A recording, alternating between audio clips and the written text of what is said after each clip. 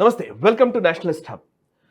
కేసీఆర్ దేవుడు, కానీ ఆయన చుట్టూ దయ్యాలున్నాయి.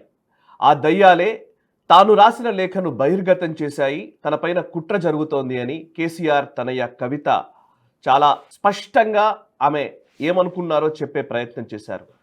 తన పేరిట వచ్చినటువంటి ఒక లేఖ గురించి ప్రస్తావిస్తున్న టైంలో ఒక 2 రోజులు నిజంగానే కవితనే లేఖ రాశారా లేదా అన్న ఒక చర్చ జరుగుతున్న సందర్భంలోనే చాలా స్పష్టంగా కవిత తానే లేఖ రాశానని ఫీడ్బ్యాక్ ఇచ్చాను. ఇది సహజంగానే కేసీఆర్కు లేఖలు రాస్తూనే ఉంటాను, ఫీడ్బ్యాక్ ఇస్తూనే ఉంటాను, అందులో భాగంగానే ఇది కూడా చేశాను, కానీ ఇది బయటకు ఎలా వచ్చింది అనే విషయం గురించి ఆయన మాట్లాడారు. ఈ దయ్యాలెవరు, దేవుడిని ఎవరు ఇరుకున పెట్టాలనుకుంటున్నారు, దేవుడని భావిస్తున్న కేసీఆర్కి నేరుగా చెప్పకుండా ఈ లేఖల సారాంశం ఏంటి, దీని గురించి మనం మాట్లాడదాం. ప్రస్తుతం మనతో ఉన్నారు భారతీయ జనతా పార్టీ తెలంగాణ రాష్ట్ర అధికార ప్రతినిధి కిషోర్ పోరెడ్డి గారు. నమస్కారం సార్. కిషోర్ పోరెడ్డి గారు. కిషోర్ గారు, కవిత లేఖ గురించి ఫస్ట్ మీ రియాక్షన్ ఏంటి? ముందుగా సాయి గారు మీకు, అట్లాగే మన నేషనలిస్ట్ ప్రేక్షకులందరికీ నమస్కారం అండి. కవిత గారి లెటర్ చాలామంది అపార్థం చేసుకున్నారని నేను అనుకుంటున్నాను. నేను అనుకోవడం అయితే తాను ఇప్పుడు కేసీఆర్ గారు మొన్నే సిల్వర్ జూబ్లీ TRS/BRSది సిల్వర్ జూబ్లీ జరుపుకున్నారు. ఆ రోజు మీరు చూసినట్లయితే వారసులు ఎవరు అనేది క్లియర్గా ఇటు కేసీఆర్ గారి ఫోటో, అటు KTR గారి ఫోటో ఉండింది. అంతే, ఇంక ఇద్దరివే ఆ ఫ్లెక్సీ మొత్తము స్టేజ్ మీద. సో నేను అనుకోవడం అది ఇంకా సెటిల్ అవ్వలేదు. నా క్యాండిడేసీ కూడా నేను ఫార్వర్డ్ చేస్తున్నాను. ఈ లెటర్లో మీరు చూసినట్లయితే తనకు పార్టీని లీడ్ చేసే అన్ని క్వాలిటీస్ ఉన్నాయి అన్న విషయము అందులో క్లియర్గా కనిపించేట్లుగా వారు రాశారు అని నాకు అనిపించింది. బీఆర్ఎస్కి అంటే కేసీఆర్ గారు ఉన్నంతవరకు కేసీఆర్ గారు ఉంటారు, కానీ ఒకవేళ కేసీఆర్ గారు నిర్ణయిస్తే, ఎవరినైనా ప్రెసిడెంట్గా చేయాలని నిర్ణయిస్తే నేను కూడా ఉన్నాను, నేను బెటర్ క్యాండిడేట్ అవుతాను అన్న విషయాన్ని లెటర్ ద్వారా సూచిస్తున్నారు అని అనిపించింది. కవిత రాసిన దాంట్లో ఉన్న అంశాలు ఏంటంటే బీజేపీ పైన టార్గెట్ ఎక్కువ చేయలేదు, ఇంకొంచెం ఎక్కువ టార్గెట్ చేయాల్సిందే అని. రేవంత్ గురించి ప్రస్తావించకపోవడం మీ గౌరవాన్ని, లేకపోతే మీ హుందాతనాన్ని, లేకపోతే దాన్ని సూచిస్తోందని ఇట్లాంటి రాయడం జరిగింది. అండ్ ఇంకోటి, ఫీడ్బ్యాక్ గురించి మాట్లాడుతున్నప్పుడు లేఖలో ఉన్న వాటిని డీకోడ్ చేయడం ఒక లెక్క అయితే, కరెక్ట్గా లేఖ రిలీజ్ అయిన టైమింగ్ కూడా లెక్క. కవిత US లో ఉన్నప్పుడు లేఖ రిలీజ్ అయింది, నెక్స్ట్ డేనే ఆవిడ అక్కడ ల్యాండ్ అయింది. సో ఆ టైమింగ్ ఉంది ఇందులో. మళ్ళీ వచ్చిన వెంటనే ఆవిడ డైరెక్ట్ గా ఎయిర్పోర్ట్ లోనే మాట్లాడడం, ఇదంతా ఒక క్యాంపెయిన్. తన లీడర్షిప్ క్యాంపెయిన్ ని లాంచ్ చేసినట్లుగా. ముందుగా ఏమైంది, మొన్న అనుకుంటాను లెటర్ లీక్ అయింది. లీక్ అవ్వగానే నిన్న పొద్దున్నే అంతా హెడ్లైన్స్ అన్నీ కూడా చాలా పేపర్లలో అండ్ టీవీ స్టూడియోల్లో డిబేట్లు వగేరా స్టార్ట్ అయిపోయాయి. నిన్న సాయంత్రం వారు వచ్చారు. ఇంత లోపల కాస్త కాన్వర్జేషన్ అంతా అసలు ఇది ఒరిజినల్ లెటరా కాదా, రైటింగ్ కవిత గారిదేనా, సంతకం కవిత గారిదేనా, కాదు కవిత గారిది కాదు, అవును అనుకుంటూ మాట్లాడారు. కానీ బీఆర్ఎస్ కూడా ఖండించలేదు. అంటే అఫీషియల్గానైతే ఇది ఫేక్ లెటర్ అని కానీ ఒకటని కానీ చెప్పలేదు. కవిత గారు కూడా ఏమీ చెప్పలేదు. నిన్న సాయంత్రం వచ్చారు. సో మొత్తం వారు హైదరాబాద్లో ల్యాండ్ అయ్యేసరికి వాతావరణం అంతా, మీడియా అంతా, ప్రజలంతా అటెన్షన్ అంతా కవిత గారి మీదకి మళ్ళేటట్లు చేశారు. వచ్చారు, ఆబ్వియస్లీ మొత్తం మీడియా అంతా అక్కడే శంషాబాద్ ఎయిర్పోర్ట్లోనే కలిసినట్టున్నారు. సో అక్కడే వారు మాట్లాడుతూ మీరు అన్నట్లుగా స్టేట్మెంట్స్, కేసీఆర్ గారు దేవుడు, రైట్, వారే నాయకులు, మా నాయకులు, కొంతమంది ఏదో దుష్ట శక్తులు చేరి నష్టపరుస్తున్నారు కానీ కోవర్డ్స్, వారిని ఏరి పారేస్తే మొత్తం అంతా బాగానే ఉంటుంది అన్న టైప్లో, అంటే కొంత నష్టం చేస్తున్నారు ఇతరులు, కాకపోతే అంత బాగుంటుంది అని చెప్పి. మీరు అసలు ఒరిజినల్ లెటర్ అందులో నేను ఇంతకుముందు చెప్పాను తన ప్రెసిడెన్షియల్ క్యాండిడేసీ గురించి. అంటే ఇప్పుడు మామూలుగా ఏముంటుందండి, ఒక రెజ్యూమే పంపిస్తాం మనం ఏదైనా ఉద్యోగానికి అన్నప్పుడు. ఆ రెజ్యూమేలో మీకున్న క్వాలిటీస్ ఏంటి, మీ ఎడ్యుకేషన్ క్వాలిఫికేషన్స్ ఏంటి, మీ ఎక్స్పీరియన్స్ ఏంటి, మీరు ఎదుర్కొన్న ఛాలెంజెస్ ఏంటి, వాటిని ఎట్లా అధిగమించారు, ఇట్లాంటి విషయాలు ఉంటాయి.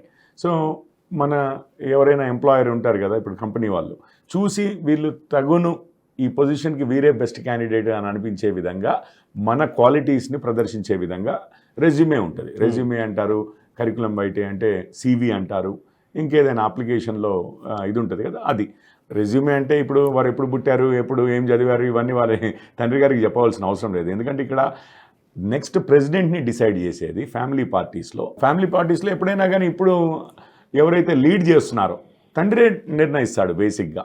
మన దగ్గర ఎక్కువ ఫ్యామిలీ పార్టీస్ అన్ని తండ్రులే, అంటే మగవాళ్ళే లీడ్ చేస్తున్నారు చేయబట్టి తండ్రే నిర్ణయిస్తాడు చేయబట్టి తండ్రికి ఒక అప్లికేషన్ పెట్టుకున్నట్టుగా నాకు అనిపించింది. ఓకే, తండ్రికి అప్లికేషన్ పెట్టుకున్నారా? తండ్రే ఫైట్ చేయమని చెప్పారా? తండ్రి ఫైట్ చేయక తప్పని పరిస్థితుంది అనుకున్నారు. ఇప్పుడు తండ్రి అప్లై చేయమని ఉండొచ్చు, అప్లై చేయమని ఉండొచ్చు. ఎందుకు చేయకూడదు, నువ్వు మాత్రం ఎందుకు చేయకూడదు, చేయమని అని ఉండొచ్చు.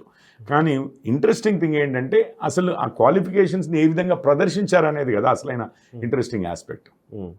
ఓకే, లేఖ ఓ డ్రామా అని కిషన్ రెడ్డి గారు అంటున్నారు. ఇదంతా ఒక డ్రామా అని ఆయన అన్న మాటని మీరు ఎట్లా అర్థం చేసుకుంటారు? అంటే బేసికలీ ఇప్పుడు బీఆర్ఎస్ ఇక్కడ, అంటే నేను ఎందుకు ఈ ప్రశ్న అడుగుతున్నానంటే, మామూలుగానే కవిత విషయంలోనే బీఆర్ఎస్ అధికారం కోల్పోవడము, కాంగ్రెస్ అధికారంలోకి రావడము జరిగింది. అదొక కీలకమైన అంశం. అది తెలంగాణ ఎలక్షన్స్లో, అసెంబ్లీ ఎలక్షన్స్లో, 2023 ఎలక్షన్స్లో కవిత అరెస్ట్ అవుతుందా అవ్వదా?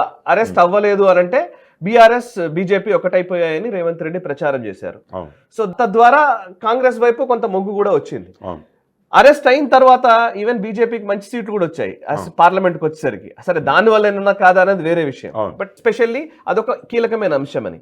ఇప్పుడు కూడా ఇది డ్రామా అన్నప్పుడు, ఇప్పుడు కవిత వచ్చి బయటకు వచ్చిన తర్వాత ఆవిడ అన్న మాట ఏంటంటే, మన ఎయిర్పోర్ట్ దగ్గర అన్న మాట ఏంటంటే, బీజేపీ కాంగ్రెస్లు ఏదో బాగా పండగ చేసుకుంటున్నాయి దీనివల్ల, కానీ కేసీఆర్ గారే మళ్ళీ అధికారంలోకి వచ్చేది మా నాయకత్వంలో, ఆయన నాయకత్వంలో మేమందరం ఉంటాము అని చెప్పి మాట అన్నారు. బట్ కాంగ్రెస్ అంటున్నది ఏంటంటే ఇది బీజేపీ బీఆర్ఎస్ అని, బీజేపీ అంటున్నది అంటే కాంగ్రెస్ టీఆర్ఎస్ అని, మళ్ళీ మొదలైంది. ఎవరెవరు వైపు ఉన్నారండి? నేను ఈ బీజేపీ బీఆర్ఎస్ అనేది లేకపోతే మిగిలినవన్నీ అన్ని నిజంగానే డ్రామా. యాక్చువల్ ఇంటెంట్ ఏంటంటే పార్టీ లీడర్షిప్కి, మీ తర్వాత పార్టీ లీడర్షిప్కి నా అంతటి అర్హులు లేరు పార్టీలో అని చెప్పడమే మెయిన్ అజెండాగా కనిపించింది నాకైతే. ఇక మిగిలినవన్నీ బీజేపీని అనడమే కానివ్వండి, లేకపోతే ఇక బీజేపీ బీఆర్ఎస్ అని చెప్పి కాంగ్రెస్ వారు అనడమే కానివ్వండి, ఇదంతా మసాలా డ్రామా. అసలు విషయం అయితే అదండి. వారు నేను పార్టీ ప్రెసిడెంట్, మీ తర్వాత వారసత్వంగా నేనవుతే బెటర్గా ఉంటుంది మన పార్టీ అన్న విషయం క్లియర్గా చెప్పారు అందులో. సో బీఆర్ఎస్లో ఇప్పుడున్న పరిస్థితుల్లో కేసీఆర్ తర్వాత ఎవరు అనే చర్చ నడుస్తున్న టైంలో నిజానికి బీఆర్ఎస్లో ఈ కవిత కలకలం వల్ల ఎవరికి లాభం, ఎవరికి నష్టం? అసలు భారతీయ జనతా పార్టీకి దీన్ని ఎట్లా అర్థం చేసుకోవాలి? అంటే ఈ డైనమిక్స్ వల్ల భారతీయ జనతా పార్టీ ఏమవుతుంది, కాంగ్రెస్కి ఏమవుతుంది అనేది కాదండి. ఇక్కడ నేను మళ్ళీ చెప్తున్నాను. ఏమంటున్నానంటే ఆ లెటర్లో తన క్వాలిఫికేషన్స్ని ప్రదర్శించారు. ఆ ఏంటి క్వాలిఫికేషన్స్ అనేవి మనం అర్థం చేసుకుంటే మిగిలినవన్నీ ఇంకా మనం చెప్పాల్సిన అవసరం లేదు. ఫస్ట్ ఏమన్నారు, ఇప్పుడు ఏ పార్టీ నాయకుడికైనా, ఇప్పుడు బీజేపీ, ఈరోజు బీజేపీ పార్టీ ఉందండి, ఎవరిని ఫైట్ చేయాలి మన రాష్ట్రంలో ఈరోజు? బీజేపీ బీఆర్ఎస్ని ఫైట్ చేయాలి అంటే ప్రథమంగా ఇద్దరిని ఫైట్ చేస్తారు. బీఆర్ఎస్ని ఫైట్ చేయాలా, కాంగ్రెస్ని ఫైట్ చేయాలా? అంటే ఎవరు మీ ముందు టార్గెట్? పవర్లో ఉన్నవారు ఎప్పుడైనా టార్గెట్ అని అనుకుంటాం, రైట్? పోయినసారి ఇప్పుడు బీఆర్ఎస్ఏ ఉంది. బీఆర్ఎస్ ఉన్నప్పుడు బీఆర్ఎస్ ఎవరిని టార్గెట్ చేస్తే తన పవర్ని తను నిలబెట్టుకుంటుంది అని చెప్పి ఇటు బీజేపీని టార్గెట్ చేశారు. సడన్గా కాంగ్రెస్ లాస్ట్ మూమెంట్లో వచ్చింది. సో మీకు స్ట్రాటజిక్ క్లారిటీ ఉండాలి. ఒక పార్టీ అసలు మన పోటీదారులు ఎవరు, ఈసారి మనకు ఎవరి ద్వారా ముప్పు ఎక్కువగా వస్తోంది అన్న క్లారిటీ లేనిది మీరు ఒక పార్టీకి లీడర్ అవుతే ఏం లాభం అవుతుంది? మీరు చేయవలసిన యుద్ధం కాకుండా ఇంకేదో యుద్ధం చేస్తాడు. అది కదా. కవిత గారు ఏం చెప్తున్నారంటే, ఈరోజు మన పార్టీ చూస్తే మనం అంతా ఏదో కాంగ్రెస్కి విరుద్ధంగా, ఇప్పుడు రోజు పొద్దున్న లేస్తే కేటీఆర్, రేవంత్ గారు ఏదో మాటలు అనుకోవడము, తిట్టుకోవడాలు, ఆ సోషల్ మీడియాలో ట్రోలింగ్లు చేయడాలు, ఇదంతా కనిపిస్తోంది. మన పార్టీలో ఎవరికి అర్థం కానిది, అసలు ఆ స్ట్రాటజిక్ డెప్త్ లేదు అసలు ఎవరికి. అసలు మనకు థ్రెట్ ఎవరు? బీజేపీ అని క్లియర్గా చెప్పారు.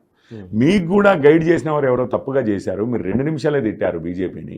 ఇంకా ఎక్కువగా తిట్టవలసింది, ఎందుకంటే మన థ్రెట్, మనకున్న థ్రెట్, మొన్న ఎంపీ ఎలక్షన్స్ తీసుకున్నా, ఈవెన్ డేటా తీసుకున్నా కూడా, మొన్న ఎంపీ ఎలక్షన్స్ తీసుకున్నా మనకు రావాల్సిన సీట్లు తిన్నది ఎవరు, ఇది చేసింది ఎవరు, తీసుకున్నది ఎవరు? బీజేపీ.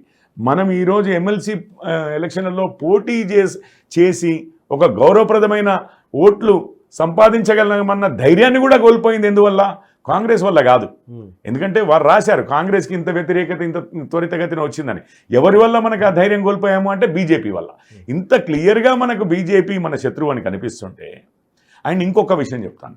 మీరు కాంగ్రెస్ 18 నెలలు అయింది అధికారంలోకి వచ్చి, వాళ్ళు ఎన్నో అభియోగాలు చేశారు. ఏది? అవినీతి మీద. ఏది? ఈ మొదటి కుటుంబ సభ్యుల యొక్క అవినీతి మీద ఏమన్నా చేశారా? ఇంతవరకు ఏమీ చేయలేదు. కాంగ్రెస్ వాళ్ళు ఏమీ చేయరు మనల్ని. అదే బీజేపీ వారిని చూసారా, నన్ను అరెస్ట్ చేశారు, నెలలు జైల్లో పెట్టారు. మీకు ఇప్పటికైనా క్లియర్గా అర్థం కాకపోతే ఎవరు మనతో కాంప్రమైజ్ అవుతారు, ఎవరితో మనము రిలేషన్స్ మెయింటైన్ చేయొచ్చు, మనము సర్దుబాట్లు చేసుకోవచ్చు, అగ్రిమెంట్లు చేసుకోవచ్చు, రైట్, బేరసారాలు చేసుకోవచ్చు అనేది మనకు అర్థం కాకుండా, అండ్ ఎవరు ఈ బేరసారాలకు అతీతంగా మన అవినీతిని వాళ్ళు ఏమాత్రం క్షమించకుండా ముందుకెళ్తారు అనేది కూడా మనం అర్థం చేసుకోకుండా, మన శత్రువు ఎవరో అర్థం చేసుకోకుండా ఇప్పుడున్న నాయకత్వము వ్యవహరిస్తోంది. నేను క్లియర్గా మన శత్రువులు ఎవరు, మిత్రులు ఎవరు, రేవంత్ రెడ్డి గారు ఉన్నారు. నేను చెప్పాను ఇప్పుడే కరప్షన్లో 18 నెలలు ఏమీ లేదు. కావాలంటే ఇంకో 3.5 సంవత్సరాలు కూడా వారితో ఆ మిత్రత్వం సరిగ్గా మేనేజ్ చేయగలిగితే ఇంకో 3.5 సంవత్సరాలు కూడా మన కుటుంబ సభ్యులందరికీ కూడా మంచి కవచం ఇస్తారు రేవంత్ రెడ్డి గారు. మీరు ఎందువల్లనో కానీ మాట్లాడలేదు ఆ సభలో. మంచి పనే జరిగింది, మంచి పనే చేశారు మాట్లాడకపోవడం. రేవంత్ గురించి ఇప్పుడు ఇంకొక 3.5 సంవత్సరాలు మనం కాపాడబడాలన్నా కూడా రేవంత్ గారు ఉంటే మంచిది. అండ్ వారితో మాట్లాడగలిగేది ఎవరు? రోజు పొద్దున్న లేస్తే కేటీఆర్ తిడుతూనే ఉంటారు రేవంత్ని. నేనైతే ముందు నుంచి, అంతకుముందు కూడా వీరిద్దరు ఒక కంపెనీలో ఇద్దరు డైరెక్టర్స్గా కూడా ఉన్నారు, కవిత అండ్ రేవంత్ రెడ్డి గారు. ఇప్పుడు అడికోర్ అని చెప్పేసి ఇన్ఫ్రాస్ట్రక్చర్ అని అది క్లోజ్ చేశారనుకోండి. సో ముందు నుంచి రిలేషన్స్ ఉన్నాయి, బిజినెస్ రిలేషన్స్ ఉన్నాయి, పొలిటికల్ ఇప్పుడు ఉన్నప్పుడు మాటలు అనేటివి ఉంటాయి కదండి. అంటే మాట్లాడుకోవడం అనేది ఆ ర్యాపో అనేది ఒకటి ఉంది కదా.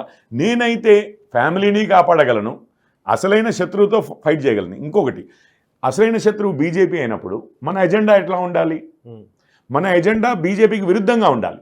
అందుకే డాడీ, మీరు ఆపరేషన్ ఖగార్ గురించి కేంద్ర ప్రభుత్వం చేస్తున్న తీరు, ఆపరేషన్ని, ఇది నక్సలైట్ల మీదకి యుద్ధం ప్రకటించడం ఏదైతే జరిగిందో, అండ్ నిన్న చూశారు కదా general secretary chief of Maoist grouping ఏదైతే ఎన్కౌంటర్లో చనిపోయారు. సో కేంద్ర ప్రభుత్వము అంతర్బాహిర్ శత్రువులు ఎవరైతే ఉన్నారో, అక్కడేమో మొన్నే పాకిస్తాన్ది చూసాము, టెర్రరిజం, బయట నుంచి ప్రేరేపితమైన టెర్రరిజమే కానివ్వండి, తీవ్రవాదమే కానివ్వండి, యువతల లోపల ఉన్న లెఫ్ట్ వింగ్ ఎక్స్ట్రీమిజం అంటారు, అంటే ఈ మావోయిజం, నక్సలిజం, వీటి మీద, ఈ రెండింటి మీద యుద్ధాలు ప్రకటించిందే. వారు అది మెయిన్ ఎజెండాగా పెట్టుకున్నారే. మనము బీజేపీకి విరుద్ధంగా మాట్లాడాలి. మనం ఈ లెఫ్టిస్ట్ యాంగిల్ మనది, మనం ఈ లెఫ్టిస్ట్, వాళ్ళు రైటిస్ట్, మనం లెఫ్టిస్ట్. సో ఆ లెఫ్టిస్ట్, అందుకని మీరు మాట్లాడడం నాకు నచ్చింది అన్నారు. కాకపోతే అదే లెఫ్టిస్ట్లో ఇంకొక వర్గం ఉంది, ఏది మన అపీస్మెంట్ పాలిటిక్స్ వర్గము. అది ఏంటి? ఎంఐఎం వారు ఇప్పుడు కాంగ్రెస్ వైపు వెళ్ళిపోయారు. మనతో ఎంతో మిత్రత్వం ఉన్నవారు, మనం పోగొట్టుకున్నాం చేయబట్టే ముస్లిం ఓటు. పోయినసారి కూడా 39కి తగ్గిపోయాం. సో ఇప్పుడు ముస్లిం ఓటు పోగొట్టుకుని 39 తగ్గాం కదా. వక్ఫ్ విషయంలో మనం తీవ్ర నిరసనలు, ఉద్యమాలు చేయవలసింది, చేయలేదు. అది కూడా ఒక తప్పిదమే స్ట్రాటజిక్గా. ఇట్లా 2-3 విషయాల గురించి మాట్లాడారు. మీరు అన్నారు సామాజిక తెలంగాణ అన్నారు. 10 సంవత్సరాలు అధికారంలో ఉన్నారు. మనం ఎవరు రూల్ చేశారో, అసలు ఈవెన్ ఒక కులం అనేది కాదండి, ఒక కుటుంబమే కదా మొత్తం ఏలింది. ఈరోజు వచ్చి సామాజిక తెలంగాణ ఎందుకు అనంటే, ఇందులో ఇప్పుడు మీకు చూడండి, కమ్యూనిస్టులు ఉన్నారు. అంతకుముందు మన మునుగోడులో కూడా చూసాం కదా, అలయన్స్లో వచ్చారు. ఎంఐఎం ఉంది, దాదాపు ఇక ఫ్రెండ్లీ పార్టీ అని కేసీఆర్ గారే చెప్పారు, ఎవరు కాదన్నా అవునన్నా. కాంగ్రెస్లో కూడా, కాంగ్రెస్ ఈవెన్ కేటీఆర్ గారు 1-2 సార్లు అన్నా కూడా, కాంగ్రెస్ బేసిక్గా బీజేపీ మన శత్రువు అయితే, రేపు కావాలంటే కాంగ్రెస్, ఇక్కడ రేవంత్ రెడ్డి గారు, అక్కడ రాహుల్ గారు కూడా ఏమి విరుద్ధంగా ఉండరు. Okay, right. సో ఇది మన మిత్రులు ఎవరు అనేది మీరు గమనించాలి, శత్రువులు ఎవరు అనేది నాకు స్ట్రాటజిక్గా క్లియర్గా ఉంది. మన కుటుంబంలో ఇంకెవరు అంత క్లియర్గా ఆలోచించిన వాళ్ళు లేరు, మూర్ఖంగా వ్యవహరిస్తున్నారు, అందుకే మనం దెబ్బతింటున్నామని కూడా చెప్పారు. ఇది చెప్పడమే కాదు, మన ఎజెండా ఏముండాలి అని చెప్పడమే కాదు, మన మిత్రులు, శత్రువులు కూడా మనకు మిత్రులు. అవకాశాలు ఎప్పుడు కూడా రియల్ పాలిటిక్ అంటారండి, సన్యాసుల మఠం ఏమి కాదు అని చెప్పి అన్నారు చూసారా. ఎందుకు? ఫక్తు రాజకీయ పార్టీ అన్నారు. ఫక్తు రాజకీయ పార్టీ అంటే ఎట్లా ఉంటుంది? అవకాశాన్ని బట్టి ఎవరితో అయినా కానీ చేయగలగాలి కదా. మనకు మన ఎజెండాకి బీజేపీ శత్రువు అయితే దానికి అగెయిన్స్ట్ ఎజెండా ఉన్న దాంట్లో కాంగ్రెస్ వారు ఉన్నారు, కమ్యూనిస్టులు ఉన్నారు, ఎంఐఎం ఉంది. వీరందరితో ఓపెన్ పెట్టుకోవాలి కదా డోర్స్ మనం. ఆ విషయం కూడా చెప్పారు. ఇది కాకుండా ఒక మంచి వక్త అయి ఉండాలి కదా. వారు తెలుగు, హిందీ, ఇంగ్లీష్ అయితే మాట్లాడతారు. వారు ఆర్గనైజేషనల్ క్యాపబిలిటీస్ జాగృతిలో చూపించారు, రైట్. అండ్ వారు ఈ మధ్య 1-2 సార్లు కార్యకర్తలతో మాట్లాడింది సెకండ్ రంగ్ లీడర్షిప్ అంటామండి. సెకండ్ రంగ్ లీడర్షిప్కి ఏం చెప్పారు? డాడీ, మీరు సమయం ఇవ్వట్లేదు, మీ అపాయింట్మెంట్ దొరకట్లేదు. అంతకుముందు మినిస్టర్లకే దొరకట్లేదని తెలుసు వారు అధికారంలో ఉన్నప్పటి నుంచి కూడా. అది కేసీఆర్ గారి నేచర్. ఈ దొరకకపోవడంతో కొంతమంది చేతుల్లో పార్టీ వెళ్ళింది. ఇప్పుడు మొన్న సభ కూడా అదే ఇన్ఛార్జీలను పెట్టి చేశారు, రైట్. ఇప్పుడు రేపు వచ్చే మన లోకల్ బాడీ ఎలక్షన్స్, స్థానిక సంస్థల ఎన్నికల్లో కూడా అదే ఇన్ఛార్జీలను అట్లాగే నడిపిస్తే, వాళ్ళే బీఫామ్లు ఇచ్చేటట్లుగా వ్యవస్థ ఉంటే, ఇగో ఇప్పుడు మనం ఎంపీ ఎలక్షన్లు, ఎమ్మెల్సీ ఎలక్షన్లు, అంతకుముందు ఎమ్మెల్యేదైనా కానీ ఎట్లాగైతే దెబ్బతిన్నామో అదే విధంగా దెబ్బతింటామని చెప్పి కింద కార్యకర్తలు, నాయకులు భయపడుతున్నారు. కాబట్టి ఈసారి మీరే ఇవ్వాలి డాడీ డైరెక్ట్గా, అంటే రాష్ట్ర దీంట్లో నుంచే, హెడ్ క్వార్టర్స్ నుంచే రావాలి, అంటే మీరే ఇవ్వాలి బీఫామ్స్, మీరే డిసైడ్ చేయాలి. ఇప్పుడు ఎవరైతే పార్టీని నడిపిస్తున్నారో, ఎవరి చేతిలోనైతే ఉందో వారు అబ్జెక్ట్గా ఫెయిల్ అయిపోయారు. శత్రువుల్ని, మిత్రుల్ని అసలు భేదమే కనపడట్లేదు, ఐడెంటిఫై చేయడం తప్పైపోయింది. అండ్ వాళ్ళు ఇప్పుడు నడిపిస్తున్న తీరు వల్ల మనము ఎన్నికల్లో ఓడిపోతున్నాము అని క్లియర్గా చెప్పారు. అది ఎవరిని అయి ఉండొచ్చు? ప్రెసిడెంట్ గారు ఇంట్లో ఉన్నారు, ఎవరు అందుబాటులో లేరు, ఇంకెవరి చేతిలో నడుస్తుందండి పార్టీ? ఎగ్జిక్యూటివ్ వర్కింగ్ ప్రెసిడెంట్ వారు కేటీఆర్ గారే డైరెక్ట్గా చెప్తున్నారు. కేటీఆర్ గారు ఆధ్వర్యంలో పార్టీ నడుస్తుంటే ఈ విధంగా ఉంది మన పర్ఫార్మెన్స్, నేనైతే అంటే నేను సూచిస్తున్నాను ఏది బెటర్ ఆల్టర్నేటివ్ అని చెప్పి అది కూడా చెప్పారు. ఇవన్నీ చూస్తూ ఉంటే కవిత గారు, మీకు ఈరోజు క్లియర్గా అర్థమవుతుందా లేదా? ప్రెసిడెంట్గా పార్టీకి ఒక ఫ్యూచర్ కావాలి అంటే ఇటు కార్యకర్తలను అడ్రస్ చేశారు. అంతకుముందు సిల్వర్ జూబ్లీ సభకి సన్నాహక సమావేశంలో ఏం చెప్పారు? నేను వారధిగా ఉంటాను, నాయకులకి కార్యకర్తలకి కేసీఆర్ గారికి మధ్యలో నేను వారధిగా ఉంటానని చెప్పారు. అంటే ఆల్టర్నేటివ్గా నా డాడీ తర్వాత నేను అన్న టైప్లో. ఇంకొక విషయం చెప్తానండి, కేసీఆర్ గారు బీజేపీని ఎదురించడంలో ఎటువంటి హద్దులు ఉండవు వారికి. ఇప్పుడు మన ఆర్మీ వారు, అంటే డిఫెన్స్ ఫోర్సెస్, మన ఎయిర్ ఫోర్స్ సర్జికల్ స్ట్రైక్స్ చేసి వస్తే కూడా వాటిని కూడా హేళన చేయగలరు, చేశారు. నేషనలిజం అనే ఏదైతే ఉందో, మన దేశము మన ఇది అన్న ఏదైతే ఉందో అది ఎంతో పెద్ద సెంటిమెంట్. అయినా కానీ అట్లాంటి వాటిని కూడా రాజకీయంగా బీజేపీని ఎదుర్కోవాలన్నప్పుడు ఈవెన్ దాన్ని కూడా చాలా మంది భయపడతారు. దాన్ని కూడా ఎదుర్కోవడానికి కేసీఆర్ గారు, అంటే ఈవెన్ మన డిఫెన్స్ ఫోర్సెస్ అయినా కానీ హేళన చేయగలిగే అంత ఇది ఆయనకు రాజకీయమే ముఖ్యం, దేశం ఇవన్నీ తర్వాత.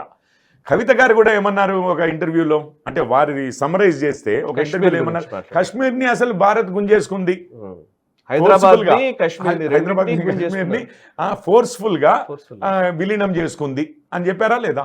సో వీరిద్దరు కూడా డాడీ నేనే మీ వారసురాలిని, మీలాగా నేను ఏ స్టెప్ అయినా వేయగలను. ఇది నిజంగానే ఫక్తు రాజకీయ పార్టీ అంటే కట్ థ్రోట్ పాలిటీషియన్ ఉండాలి, అది నేను ఉండగలను. ఇది వారు చెప్పినది. ఇంకా మిగిలిన ఈ లెక్కన అంటే ఫ్యూచర్ నేను కొంచెం మాట్లాడితే, ఇప్పుడు ఆల్రెడీ ముసలం మొదలైనట్టుగానే ఉంది, చాలా రోజుల క్రితమే మొదలైంది, అది ఇప్పుడు కొంచెం బహిర్గతం అవుతోంది. కేటీఆర్ కూడా ఏదో చిట్ చాట్ లో మాట్లాడుతూ ఉన్నప్పుడు వేరే విషయం మాట్లాడుతూ ఉన్నారు, దీని గురించి స్పందించలేదు. కానీ బట్ వచ్చిన ఇన్ఫర్మేషన్ ఏంటంటే, ఎవరైనా సరే అంతర్గతంగానే మాట్లాడుకోవాలి, కొన్ని విషయాలు బయట మాట్లాడాల్సిన అవసరం లేదు, మన దగ్గర అంతర్గత ప్రజాస్వామ్యం ఉంది అని మాట్లాడినట్టుగా తెలుస్తుంది నాకు. ఎందుకంటే ఇక్కడనే తెలుగు రాష్ట్రాల్లోనే ఈ మధ్య కాలంలోనే కొన్ని ఇట్లాంటి ఒక పరిణామమే మనం చూసాం, షర్మిల అండ్ జగన్ మధ్య. సో ఆల్మోస్ట్ ఒక సహాయ నిరాకరణ వైసీపీ నుంచి కనిపించింది. ఆ తర్వాత ఆమె సొంత పార్టీ ఏదో పెట్టుకుంది, ఆ తర్వాత వాళ్ళ తెలంగాణ ఉంది, తర్వాత ఆంధ్రాలోకి వెళ్ళింది, కాంగ్రెస్ లో జాయిన్ అయింది, పిసిసి ప్రెసిడెంట్ అయింది. సో ఇక్కడ కూడా అట్లాంటిది రెండు విషయాలు సార్. ఇప్పుడు కవిత గారికి కావాల్సిన క్వాలిఫికేషన్స్ అన్నీ ఉన్నాయి. రెజ్యూమే డాడీకి పంపించారు, అందులో మనందరం చదివితే కూడా అంతర్లీనంగా మీరు అర్థం చేసుకోగలిగితే తనకు బీఆర్ఎస్ని లీడ్ చేయడానికి, అంటే ప్రెసిడెంట్ అవ్వడానికి కావాల్సిన క్వాలిటీస్ అన్నీ ఉన్నాయి అని ప్రదర్శించారు అని చెప్పి కూడా మనకు అర్థమవుతుంది. కాకపోతే మన దేశంలో దురదృష్టవశాత్తు ఈ ఫ్యామిలీ పార్టీస్ ఉంటాయి చూసారా, ఒక కుటుంబ పార్టీల్లో మగవాళ్ళు ఉంటే ఆడవాళ్ళకి పెద్దగా స్థానం ఉండదండి. మీరు ఆడవాళ్ళు ఎప్పుడైనా కుటుంబ పార్టీలకు అధ్యక్షులుగా అయ్యారు అని అంటే అది ఎప్పుడు ఏ మగవాళ్ళు పోటీ లేనప్పుడు కుటుంబంలో. ఇప్పుడు ఇందిరాగాంధీ గారు అయ్యారు, నెహ్రూ గారికి మరి మేల్ సంతానం అయితే లేదు కదా, మగవారు అయితే లేరు, మగపిల్లలు లేరు. సోనియా గాంధీ గారు అయ్యారు, మోస్ట్ పవర్ఫుల్ ఉమెన్ ఇద్దరు అని అంటే భారతదేశ చరిత్రలో, స్వతంత్ర భారతదేశ చరిత్రలో సోనియా గాంధీ గారు అయ్యారు. సోనియా గాంధీ గారు ఎప్పుడయ్యారు? రాజీవ్ గాంధీ గారు అనంతరం అయ్యారు, రైట్. అదే ఎవరు ఉన్నా కూడా ఈరోజు ప్రియాంక గాంధీ గారు ఉంటారు. సరే, వయసులో 1-2 సంవత్సరాలు చిన్న పెద్ద అనేది ఉండదండి. ఇప్పుడు రేవంత్ రెడ్డి గారు కేసీఆర్ గారిని ఓడించలేదా, వారిద్దరి మధ్యలో వయసు భేదం లేదా, కానీ అది కాదు కదా ముఖ్యము. కానీ అబ్బాయి చేయబట్టి రాహుల్ గాంధీకే వస్తుంది.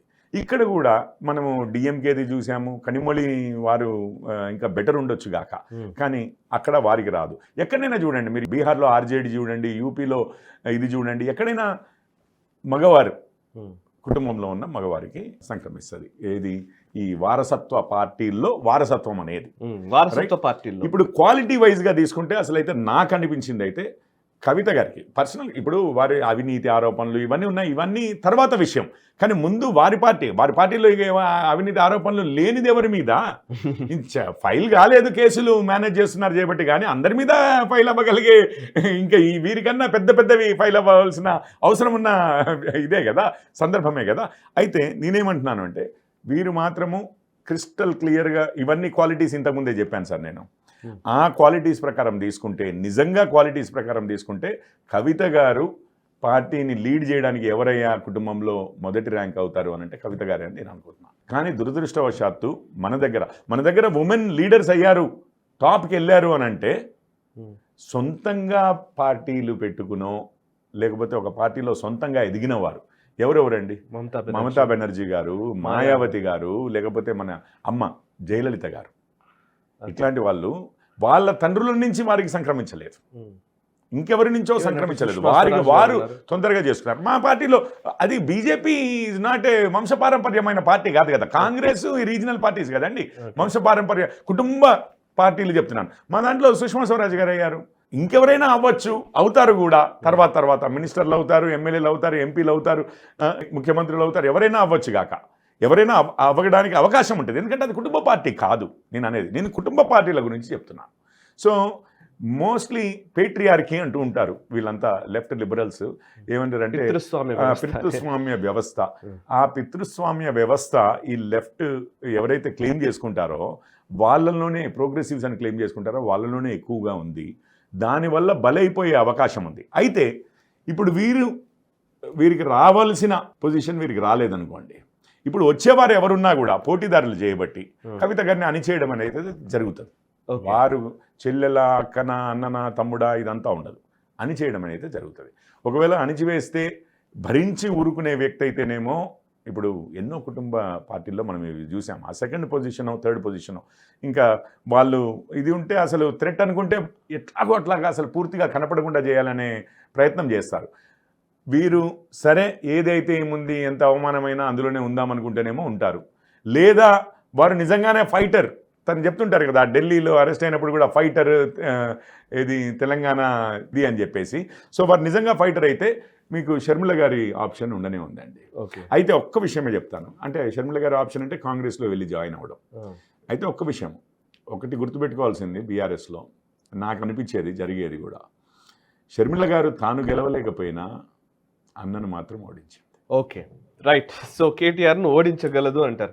Right sir, thank you very much Kishore Poreddy garu. చాలా విషయాలు మీరు, మీ ఒపీనియన్స్ చాలా అనలిటికల్గా ఉన్నాయి. రియల్లీ చూద్దాం రాబోయే రోజులు ఏం జరుగుతుంది. Thank you very much sir. So చూసారు కదా, ఇది కిషోర్ పోరెడ్డి గారితో విశ్లేషణ. ఇది కాంగ్రెస్ లేదా బీఆర్ఎస్ లేదా బీజేపీ మధ్య ఒక త్రికోణ పోరు ఉన్న టైంలో, ఇప్పుడు బీఆర్ఎస్ ఇప్పటికే కొంత చతికిలబడిన సందర్భంలో కవిత తలనొప్పి ఇంకా ఎంత దూరం తీసుకెళ్తుంది, బీఆర్ఎస్లో ఈ ముసలం ఏ స్థాయికి వెళుతుంది అనేది కాలం నిర్ణయిస్తుంది. అండ్ మీ అభిప్రాయాలను కూడా పంచుకోండి కమెంట్స్ ద్వారా. ఈ వీడియోని లైక్ చేయండి, 10 మందికి షేర్ చేయండి. మనసా వాచా కర్మణ, దేశ హితం కోసం నేషనలిస్ట్ హబ్.